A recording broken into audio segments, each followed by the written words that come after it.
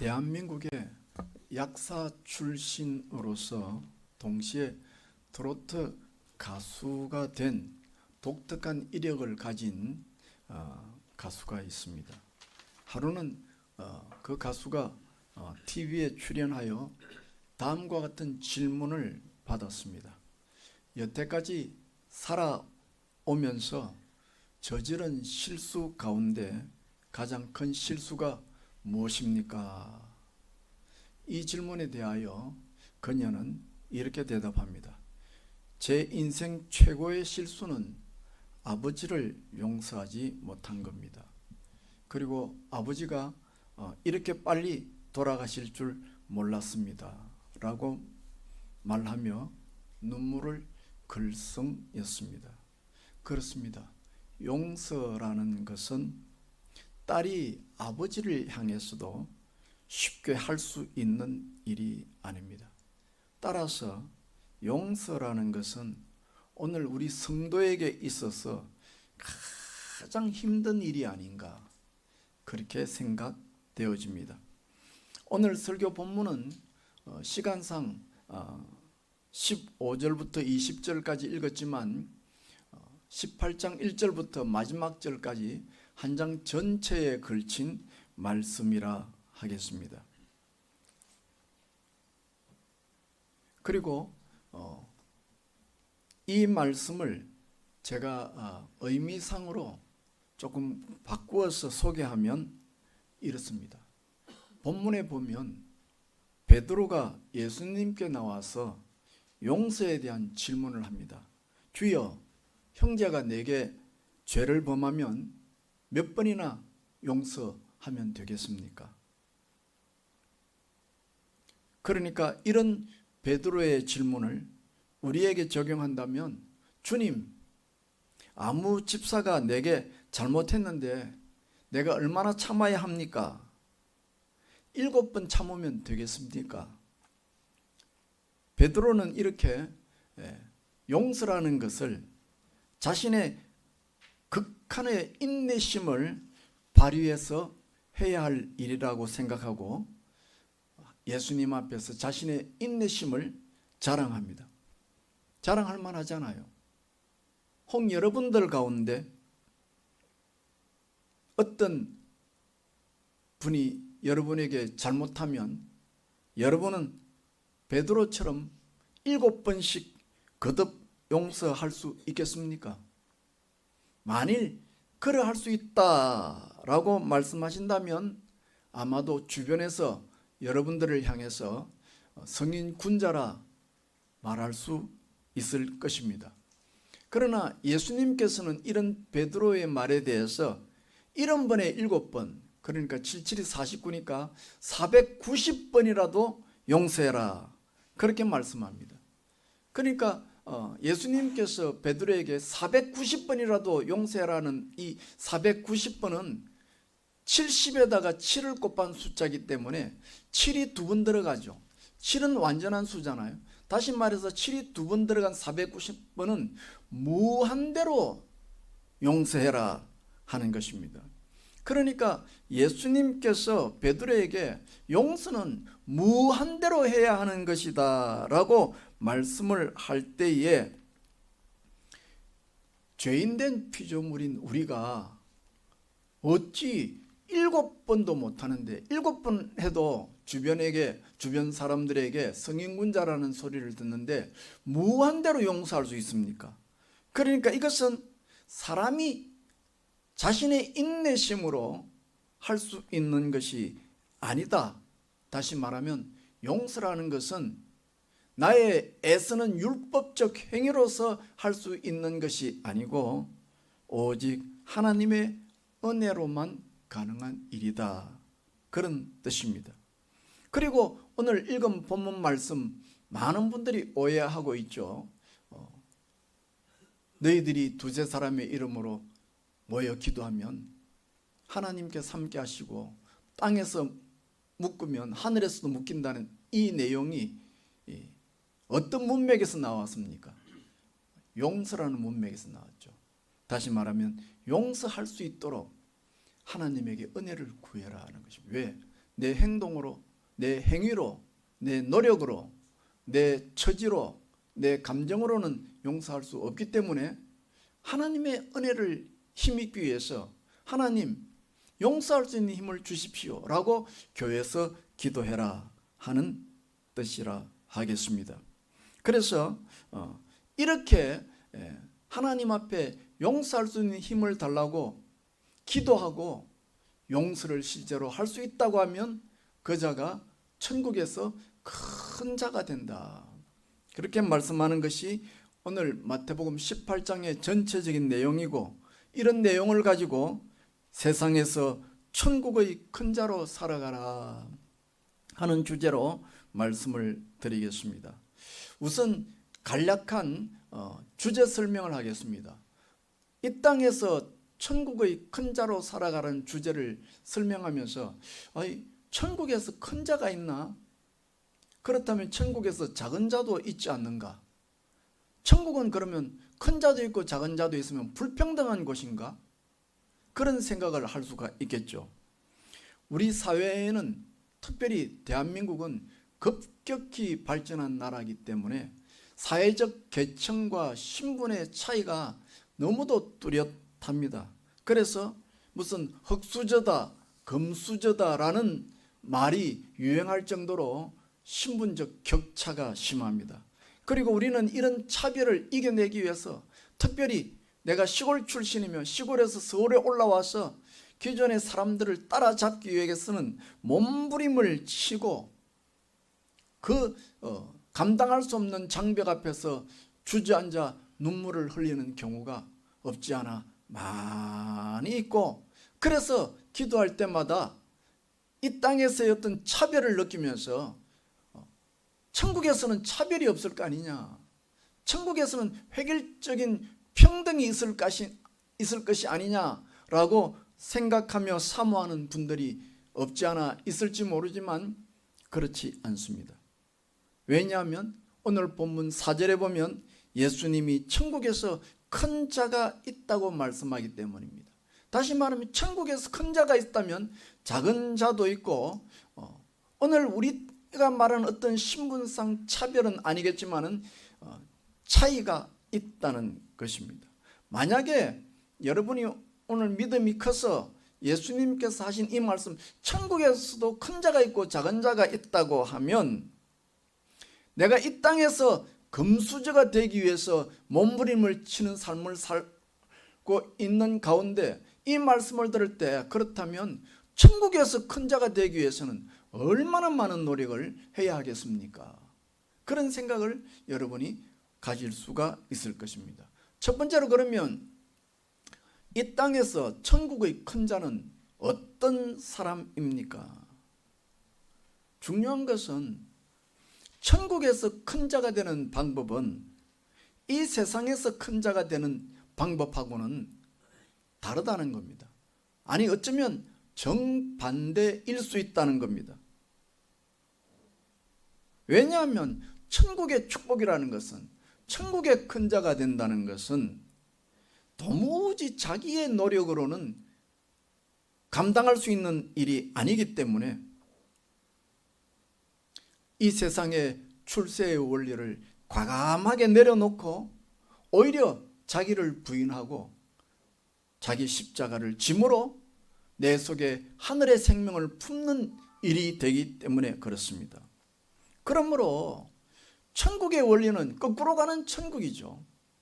세상에서 몸부림치고 수고하고 노력하는 걸로 인하여 큰 자가 되는 것과는 방법이 다르기 때문에 어떤 면에 있어서는 이 세상에서 소자라고, 소위 말하면 성공 못했다고, 소위 말하면 흙수저라고 자신의 신분이 비천하다고 생각하는 사람이 천국에서는 큰 자가 될 가능성이 더 있을 것입니다. 왜냐하면 이 세상의 약자는, 흙수저는 세상에 의지할 것이 없으니까 주님을 더 의지하게 되어지죠. 그래서 세상에 의지할 것이 없기 때문에, 세상에서 의지할 것이 없다, 세상에서 내가 무력하다, 세상에서 내가 무능하다는 그것 때문에 오히려 우리 주님을 더 더 의지할 수 있는 기회가 되기 때문에 세상의 약자가 천국에서 큰 자가 될 가능성이 더 많다 하는 것입니다. 여러분, 생전에 예수님께서 누구를 더 사랑하셨습니까? 그 당시 죄인의 대명사인 세리와 창녀가 아니겠습니까? 왜냐하면 이들은 자기의 본의와 상관없이 자신의 죄와 아픔이 드러났고 사회적으로 소외를 당한 사람들이었습니다. 그리고 이들은 이런 주어진 환경 때문에 오히려 예수님을 더 간절히 붙잡았고 그 결과 그들은 예수님의 사랑을 더 많이 누렸습니다. 누가 예수님의 사랑을 많이 입습니까?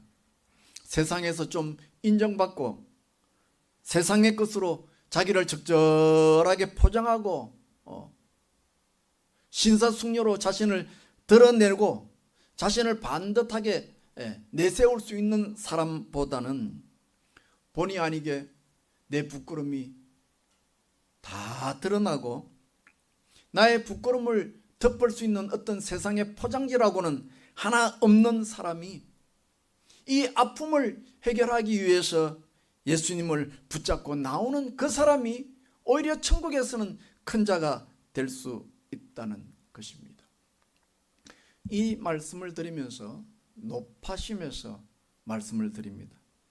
사람은 육신만이 있는 것이 아니고 영혼도 있습니다. 이해가 되시죠? 영혼과 육신이 같이 있습니다. 그러니까 내가 이 땅에서 육신을 가지고 사는 한 이 세상의 원리를 따라야 합니다. 그러나 나라고 하는 이 존재는 내 안에 영이 있기 때문에, 영혼이 있기 때문에 동시에 영적인 원리를 따라야 합니다. 이 두 가지 원리를 모르면 안 됩니다. 내가 살아있는 한 이 육신이 있으니까 이 세상의 원리를 따라서 성실하고 능력을 겸비하고 재정관리도 잘하고 보험도 들고 그래야 되지 않겠습니까? 당연한 이야기죠. 그런데 교회에서 간혹 이거를 모르는 어리석은 사람이 있다는 것이죠. 예수님을 잘 믿는다는 의미로 이 세상의 원리를 완전히 무시해버리고 돈도 안 벌고 저축도 안 하고 열심히 일도 안 하고 어떻게 그럼 살아가란 말입니까? 그런 어리석은 인생을 살아가서는 안 될 것입니다. 그러나 그렇다고 해서 내 영혼마저도 이 육신의 원리에 묶여 살면 안 됩니다. 예수님께서 하신 유명한 말씀이 있죠. 하나님의 것은 하나님에게, 가이사의 것은 가이사에게. 그 둘을 잘 구분하여 실천하는 지혜가 우리에게 있어야 합니다. 아니 내가 말씀드린 것처럼 사람은 영혼과 육체가 있다고 했을 때 알아야 하는 것은 내가 육체가 있기 때문에 세상의 원리를 따라야 하지만 내가 육신적으로 성공했다고 해서 내 속사람이, 내 영혼이, 내 마음이 풍요하지는 않습니다. 내 영혼은 육신이 성공하는 방법으로 성공할 수 없습니다. 내 영혼은 하나님의 생명이 내 속에 풍성하게 임함으로 성공합니다.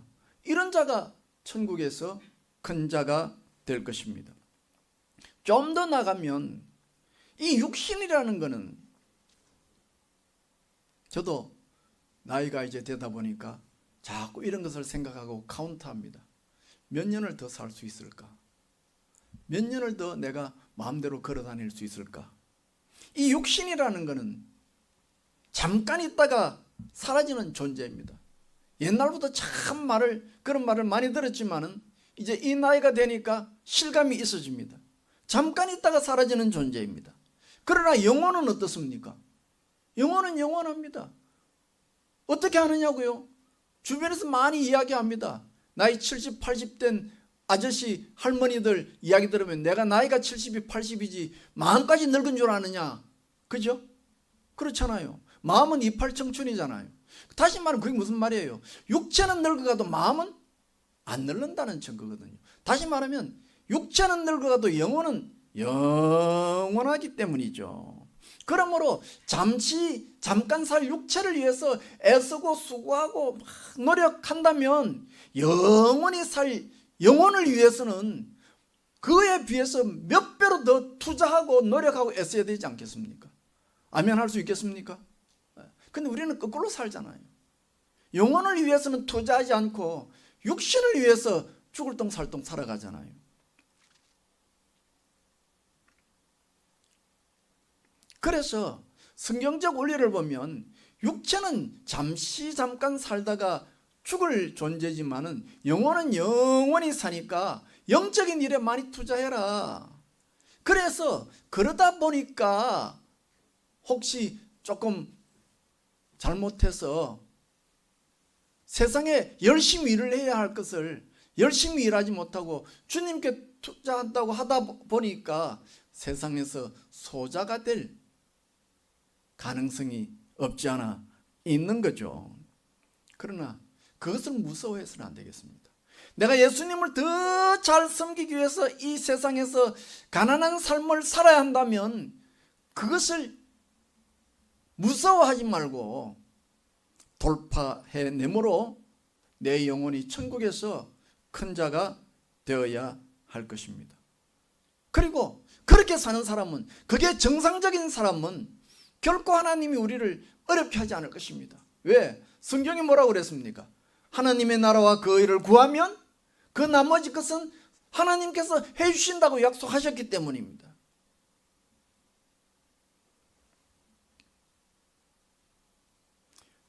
그래서 이런 면에 있어서 예수님은 오늘 본문에 우리에게 어린아이가 되라 말씀한 겁니다.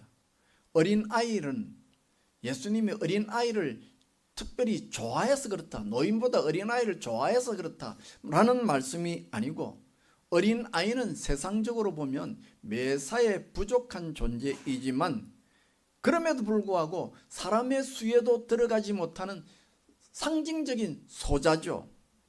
그러나 그 어린아이가 부모에게 매달리는 그 절대적인 의존성을 예수님은 보시고, 어린아이처럼 부모에게 의지하는 것처럼 너희들이 이 세상 살 때에 하나님을 절대적으로 의지하면 그가 오히려 천국에서는 큰 자가 된다 하는 것입니다.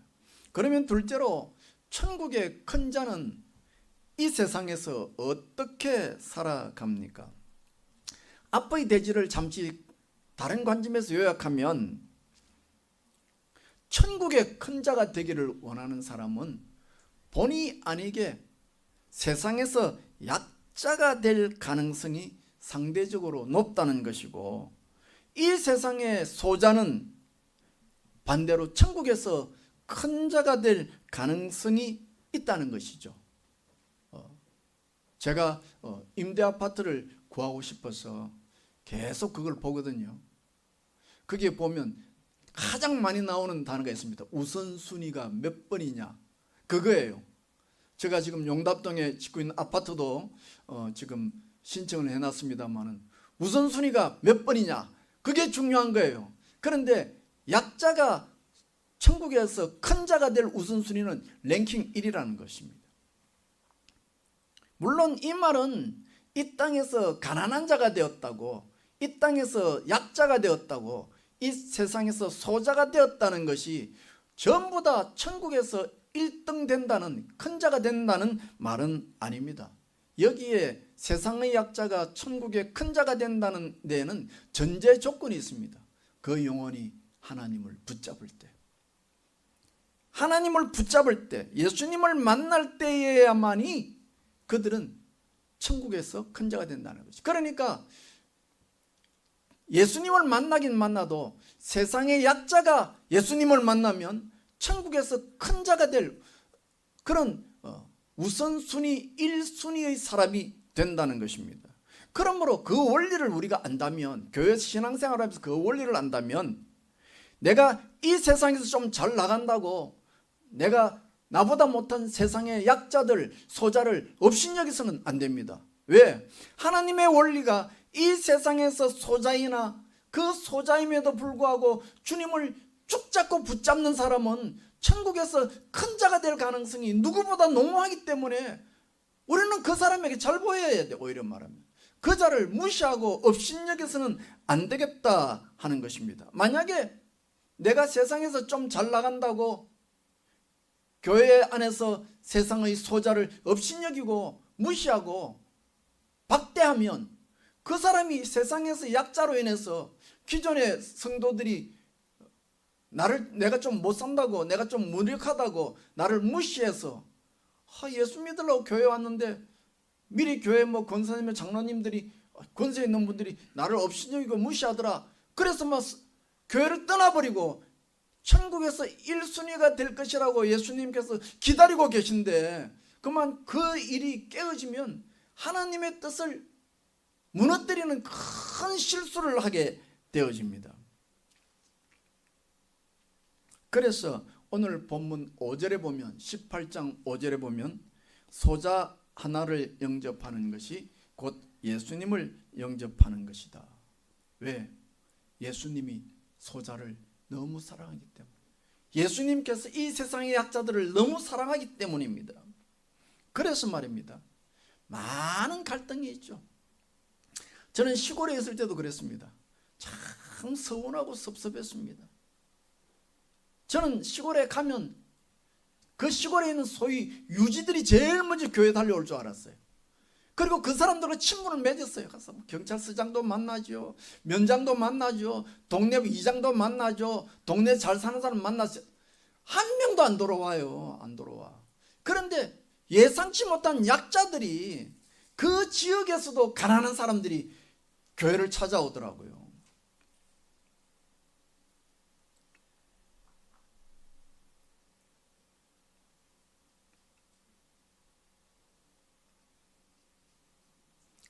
전도할 때도 그렇습니다. 길거리에서 전도하면 자꾸 옷 좀 반듯하게 입은 분, 가능성이 있어 보이는 분에게 전도하고 싶어요. 근데 참 죄송하지만 밉상인 분이 있어요. 그 전도 금방 나눠주면 요걸 더 받아 먹으려고 분명히 조금 전에 받아갔는데 또 달라고 오시는 분이 있어. 심지어 저 친구가 있는데 친구 줄 것까지 주세요 이렇게 해가지고 3개 4개 받아가는 분이 있어요. 아이고, 속으로 저분한테 줘봐야 저거 금방만 손해인데, 낭비인데 줘야 하나.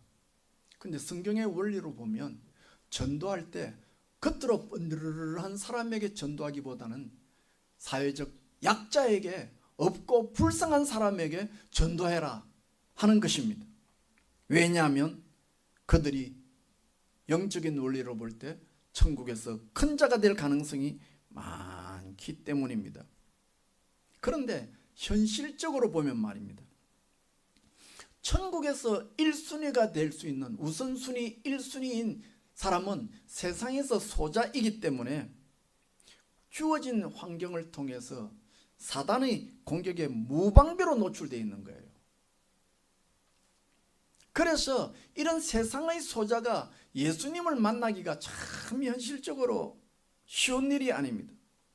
그들은 어떤 면으로 보면 복음이 그들에게 들어갈 수 있는 유리한 조건을 가졌습니다. 마음이 상한 자가 주님을 만나죠. 마음이 편하고 행복한데 주님을 만나려고 하겠습니까? 그런 점에 있어서는 유리한 기회를 가졌지만, 한편으로는 그걸 사탄이 너무 잘 알기 때문에 이 세상의 약자들에게 무방비로 불화살을 쏘아 부어서 예수님을 만나지 못하도록 만드는 일이 허다한 거예요. 심지어 교회를 다니는 사람도 그렇습니다. 이 세상의 약자가 됐다는 것 때문에, 내가 세상에서 성공하고 싶다고 서울까지 올라와서 남들 성공하는데 나는 성공하지 못했다는 이것 때문에, 이 사회적 문제 때문에 예수님을 깊이 만나지 못하고 교회를 나와도 마치 고개를 하듯이 비틀비틀거리며 신앙생활을 하는 사람이 있습니다. 그리고 그 마음의 상처, 마음의 그 열등감, 그 마음의 자존심이 깨어짐으로 인해서 그 마음의 상처가 내 심령에 악순환이 되어지고 심지어 그것을 자녀들에게 고스란히 선뿌리로 물려주는 경우가 없지 않아 있습니다. 그러니까 하나님이 보실 때는 이런 소자에 대해서 각별히 신경을 쓰는 거예요. 분명히 천국에서 큰 자가 될 자인데 현실적으로 사단의 불화살에 막 흔들리고 갈팡질팡하니 우리 하나님이 하늘에서 바짝 신경을 씁니다. 분명히 천국의 1위가 될 사람이 사탄의 올무에 빠져서 허덕이고 있으니 염려가 보통이 아니십니다. 그래서 어떻게 했습니까? 오늘 본문에 보니까 예수님께서 말씀하시잖아요. 하나님께서 천사를 보내어서 그 세상의 약자가 지금 어떻게 살아야 하는지 매일매일 나한테 보고해라, 이렇게 특명을 내리잖아요. 이런 말씀 처음 들어보시나요? 이거 엄청난 굿뉴스입니다, 여러분. 하나님이 나에 대해서 특별히 신경을 쓰셔서 내가 지금 세상에서 환경으로 인하여 갈팡질팡할 때 하나님께서 천사를 보내어서 내가 어떻게 살아야 하는지 매일같이 보고해라, 그렇게 말씀하는 내용이 오늘 본문에 나오잖아요. 그러므로 하나님의 마음이 이 세상의 약자에 대한 이런 깊은 애틋한 마음이 있다는 것을 알면 우리 믿는 자들도, 기존 성도들도 이 세상의 소자에 대하여 더 관심을 쏟아야 합니다. 남의 일이라고, 아이고 저 인간 저거 걸렀어, 아이고 포기해야 돼, 지난번에도 한번 용서했는데 또 그래, 제 버릇 개주겠냐, 아이고 걸렀어, 걸러먹어서 포기해, 저 정도면 포기해도 돼, 이렇게 쉽게 말해서는 안 될 것입니다. 그리고 하나님께서 어떻게 하십니까? 이런 양 한 마리도 잃지 않겠다고 하시는 하나님의 계획이 있잖아요. 하나님께서 이 땅에는 99마리의 양을 두고도 잃어버린 한 마리의 양을 찾기 위하여 두 팔을 걷어붙이고 찾으러 다니시는 하나님 아닙니까? 그러므로 이 사실을 믿는다면 내가 세상의 상대적 약자가 되었다는 그 사실로 인해서 스스로를 학대하고 스스로를 포기해서 안 될 것입니다. 세 번째로, 그러면 우리는 어떻게 해야 하느냐 하는 것입니다. 그러면 교회 안에서 이 세상의 소자가 아무렇게나 살고 냄새를 피워도 무조건 받아줘야 합니까? 하나님께서 세상의 약자를 그렇게 편을 들고, 하나님도 편애하시나? 설교를 하다 보니까 생각이 나네요. 소자만 특별히 끼고 드시고 세상에 잘 가는 사람은 별로 사랑하지 않으시나? 아니죠. 하나님은 세상을 이처럼 사랑하신다 그랬잖아요. 다 사랑하지만 특별히 약자를 사랑하신다는 거예요. 그게 우리의 인간의 죄로 인해서 편애라는 것이 나왔지만은 우리 예수님의 사역도 보면 다 세상 모든 사람을 다 사랑하지만은 그 가운데 12제자를 더 사랑하시고 그 가운데 3명의 제자를 더 사랑하셨습니다. 사랑 안 한다는 것이 아니고 그 가운데 특별히 사랑하는 사람이 있다는 것입니다. 특별히 교회 안에서 약자를 사랑한다는 겁니다. 교회 안에서 부족한 사람을 사랑한다는 이야기입니다. 세상적으로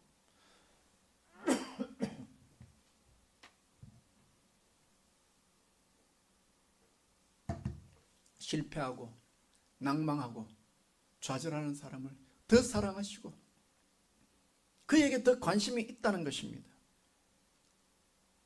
그리고 말씀하시잖아요. 99마리의 양보다 잃어버린 한 마리에게 더 관심을 가진다고 하는 것처럼 목자는 그 잃은 양 한 마리를 찾기 위해서 팔을 걷어붙이고 그 양 한 마리를 어떻게든 찾아오신다고 하는 것이 하나님의 마음이잖아요. 그렇다면 우리가 어떻게 됩니까? 교회 안에서 사회에서 실패했다고 낙마하고 주저앉고 드러눕고 얄궂은 엉덩이 뿔로 들이받고 이렇게 하는 사람을 하나님께서는 이런 양 한 마리도 끝까지 용서하신다 그러니 무조건 끝까지 참고 이해하고 받아들여야 하겠습니까? 오늘 본문 17절에 보면 그들을 어떻게 하랬습니까? 맨 뒤에 보면 이방인처럼 세리처럼 쫓아내라. 그러면 말이 안 되잖아요. 앞에서 하나님은 99마리의 양보다는 길 잃은 한 마리를 위해서 팔을 걷어붙이고 찾으러 가시는 하나님인데 왜 여기 와서는 냉정하게 쫓아내라고 하느냐? 이것은 교회라고 하는 현실적인 거룩함과 질서를 유지하기 위한 고육지책입니다. 그러니까 교회가 교회답기 위해서, 교회가 세상에 추함에서 보호하기 위해서 공식적으로는 내어쫓지만은 사적으로 개인적으로는 그 영혼을 포기해서는 안 된다 하는 것입니다. 만약에 이 소자가 교회에서 쫓겨나는 일이 있다 하더라도 그가 밖에서 생활하면서 물론 죄와 갈등을 부리며 고민하지만 찾아가서 이야기해보면 이 사람이 예수님의 십자가를 못 버리고 있어. 그래도 예수님의 십자가를 사랑하고 주님을 사랑하는 마음이 있어요. 그렇다고 하면 우리는 이 소자가 다시 돌아올 것을 기대하고 하나님 앞에 나아가서 내가 저 소자로 인해서 상처를 입었지만은 하나님, 저 소자가 돌아온다면 저로 하여금 용서할 수 있는 힘을 주시옵소서. 그렇게 기도해라 하는 것입니다. 오늘 본문에 보면 너무 잘 아는 이 땅에서 매면 하늘에서 매이고 땅에서 풀면 하늘에서 풀린다는 말씀이 나오죠. 너무 중요한 기도에 대한 핵심 말씀이 아닙니까? 그런데 이 말씀이 어떤 맥락에서 나온 말씀입니까? 소자를 용서라는 큰 맥락 속에 넣은 말씀이고, 다시 말하면 이 땅에서 매면 하늘에서 매이고 이 땅에서 풀면 하늘에서 풀린다는 그 기도는 물론 여러 가지 포함될 수 있지만은, 그래서 우리 한국 사람은 그 말씀만 딱 잘라내가지고 중보기도의 중요성, 이 땅에서 우리가 합심하여 기도하면 하늘에서 역사가 일어난다고 강조하지만은 오늘 본문을 보면 그게 아무 기도는 아니고 세상의 소자를 불쌍히 여기고 용서하는 그 일을 말하는 것입니다. 그러니까 우리 주님께서 오늘 우리에게 말씀하시는 것, 너희들이 모여서 기도할 때 무엇을 놓고 기도하라고요? 세상의 약자를 불쌍히 여길 수 있는 힘을 주시옵소서. 저 소자가 비록 나에게 상처를 주었다 하더라도 그가 회개하고 돌아오면 내가 받을 수 있는, 품을 수 있는 마음을 주시옵소서, 용서할 수 있는 힘을 주시옵소서라고 기도하라는 것입니다. 그걸 합심해서 기도하라는 겁니다. 어떻습니까? 부끄럽지만 우리가 합심해서 하는 기도 제목이 무엇이 있습니까? 누가 아이를 낳았다, 목사님 이제 아이를 낳으려고 그러는데 건강하게 해주십시오. 그러면 주일날 온 교인들을 불러서 아이 건강하게나 순산하게 해달라고 기도해달라고 또 사업을 지금 새로운 사업을 하려고 하는데 목사님 기도해 주십시오. 그러면 또 예배 시간에 온 교도 어느 누구 아무개가 새로운 사업을 시작했으니 우리 같이 기도합시다. 누가 병원에 수술하니 아무개가 건강하도록 기도합시다. 이런 걸 해도 교회에서 약자를 보호하고 그를 긍휼히 여기고 그를 용서하는 영적인 힘이 있도록 우리 기도합시다. 이런 기도 들어보셨습니까? 아마 못 들어보셨을 거예요. 그러니까 오늘 이 본문은 말이에요, 오늘 이 본문에 나와 있는 말씀, 오늘 제가 읽었던 말씀은 땅에서 매면 하늘에서도 매이고 땅에서 풀면 하늘에서 풀린다는 것이 좁게 해석하면 용서해 가는 거예요. 하나님 용서할 수 있는 힘을 주십시오. 왜? 용서는 내 인간적인 노력으로 할 수 있는 것이 아니기 때문입니다. 하나님이 은혜를 주셔야만 가능하기 때문입니다. 저는 앞의 대지에서 천국에서 큰 자가 누구냐? 비록 세상에서 소자가 되어도 십자가의 용서를 붙잡는 사람이라고 말씀드렸습니다. 그 사람의 마음에는 십자가의 용서가 늘 축축하게 적셔져 있습니다. 그러므로 내가 하나님에게서 큰 용서를 받았다는 감사가 있는 사람은 자연스럽게, 이건 의지가 필요한 게 아니에요. 성령께서 감동함으로 내가 나보다 못한 약한 자를 용서하고 불쌍히 여기려는 마음이 자연스럽게 흘러나간다는 것입니다. 물론 이 일이 번개처럼 일어나는 일이 아니고 시간이 필요하죠.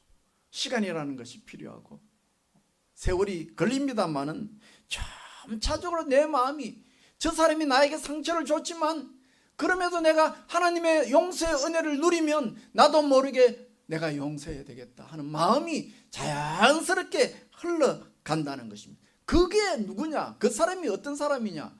천국에서 큰 자가 된다는 것입니다. 여러분, 신앙의 핵심이 무엇입니까? 기독교라는 것이 무엇입니까? 기독교는 땡땡땡의 종교다. 땡땡땡이 뭐죠?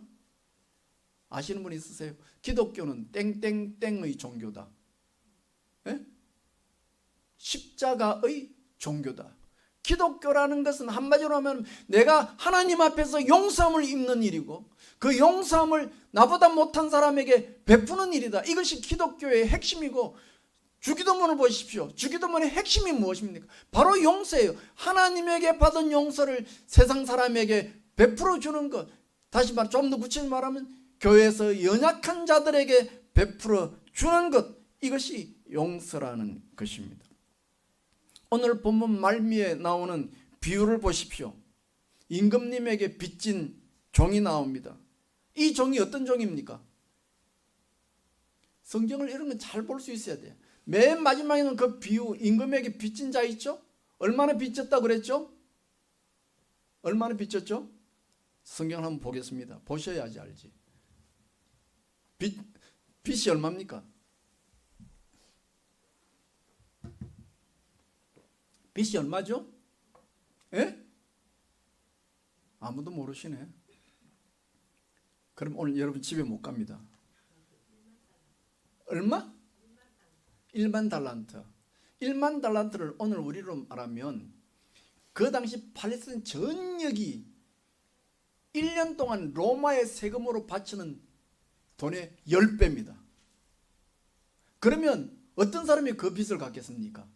그래서 이 종이 임금님 제발 용서해 주세요. 내 힘으로는 빚을 갚지 못하니까 제발 임금님 내 죄를 좀 탕감시켜 주십시오. 용서해 주십시오. 이랬습니까? 안 했습니까? 예?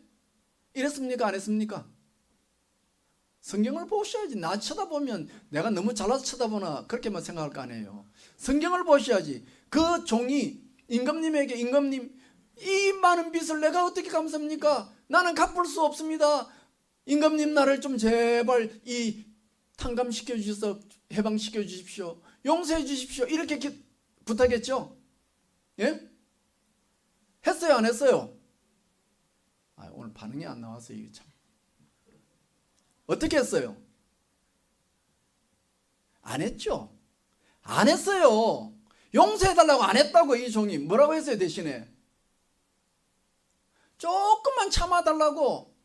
내가 빚을 갚겠으니 조금만 참아달라 그랬지 용서해달라고 안 했어. 그러니 이 종은 임금님 앞에서 용서받은 이 종은 용서라는 걸 모르는 거예요. 하나님으로부터 용서받는다는 개념을 몰란 거예요. 그래서 임금 앞에 뭐라 그래요? 조금만 기다려주세요. 내가 돈을 어떻게든지 긁어 모아서 내가 이 빚을 갚겠습니다. 이렇게 이야기했죠. 그랬죠. 그리고 나서 너무 불쌍하니까 임금님이 그 빚을 다 탕감해 주니까 이 종이 나아가서 어떻게 합니까? 동관을 족치잖아요. 왜? 그 동관을 족쳐가지고 돈 100원이라도 더 받아내가지고 이자라도 끌어가지고 임금님한테 빚진 거 조금이라도 갚아야 되겠다는 그 마음이 강한 거지. 그래서 자기 옆에 있는 동관을 족치는 거예요. 나는 하나님에게 큰 죄를 용서함 받았는데 이 용서함 받았다는 감격이 없으니까 임금 앞에 나와서 집에 가자마자 옆집 사람 돈 갚으라고 막 땡깡 치고 그냥 야단을 하는 거예요. 그러니까 이 사람은 한마디로 말하면 용서의 개념을 몰라. 오늘 교회 다녀도 그런 분들이 많다고요. 용서의 개념을 몰라.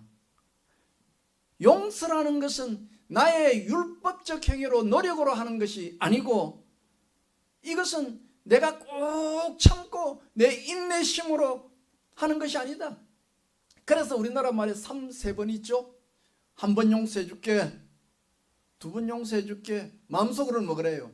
너 한 번만 더 걸리라, 그때 너 죽어, 이거잖아요. 그래서 남들 볼 때 한 번 용서해 주고 두 번 용서해 주니까 마치 승인군자처럼 폼 잡을 수 있으니까 얼마나 좋아요. 그러나 속은 썩는 거지. 너 한 번만 더 하나 안 하나 내가 지켜볼 거야. 한 번만 더 하면 너 끝장이야. 이런 거다 그 말이에요. 그러니까 겉으로 용서한다는 것이 자기의 의지로 자기의 율법으로 용서한다는 것은 남들 앞에서 자기를 신사로 포장하는 일이요, 오히려 마음속은 분노를 차곡차곡 쌓아 올리는 일이고, 이건 말 그대로 억지 춘향의 용서다는 것이죠. 용서는 이렇게 하는 것이 아니다. 오늘 말씀하는 게 용서는 하늘의 부요함을 누리는 사람이 할 수 있는 전매 특허다. 아무나 용서할 수 있는 것이 아니다. 하늘의 용서를 마음속에서 깊이 누리는 자가 그 용서를 할 수 있다. 그래서 그 자가 천국에서 큰 자다 하는 것입니다. 용서라는 것은 기독교 신앙의 핵심인 영적 원리를 아는 자가 할 수 있는 일이기에 그 자가 천국에서 큰 자라 하는 것입니다. 기독교의 핵심은 하나님의 사랑을 누리고 그 사랑을 이웃에게로 흘러보내는 것입니다.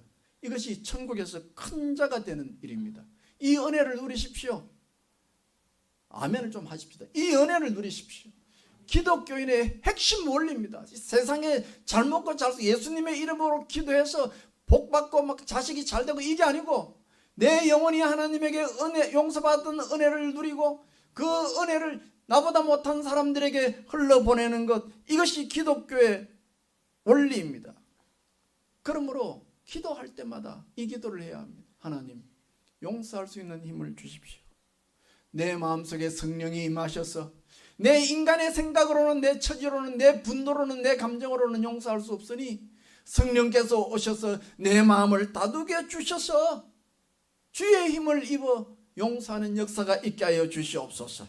그래서 천국의 큰 자가 되시고 이 땅에서 기쁨과 존귀를 누리는 그런 여러분 되시기를 예수님의 이름으로 축원합니다. 기도합시다.